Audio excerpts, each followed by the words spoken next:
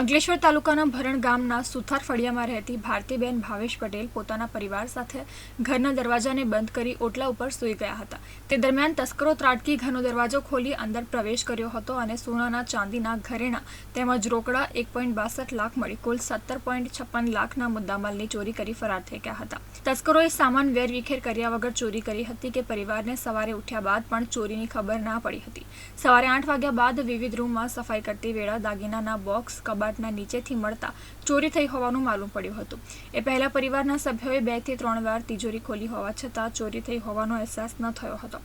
સવારે સફાઈ દરમિયાન કબાટ નીચેથી ઘરેણાના ખાલી બોક્સ મળ્યા હતા, જે બાદ ચોરી અંગેની જાણ થતાં તેઓએ પોલીસને જાણ કરી હતી।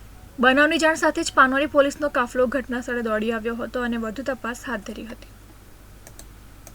ઘરની સાફ સફાઈ કરતી હતી બેન, ત્યારે એમને આ ખાલી ઘરેણાના બોક્સ જોવા મળ્યા અને તપાસ કરતાં ખબર પડી કે ઘરેણા ઘરમાંથી ગાયબ થયા છે। ત્યારબાદ કબાટના લોકરમાં તપાસ કરતાં રોકડ રકમની પણ ચોરી થયેલ હોવાનું માલુમ પડેલ છે, અને તે અંગે તેઓએ આજે પાનોલી પોલીસ સ્ટેશનમાં ફરિયાદ નોંધાવી છે।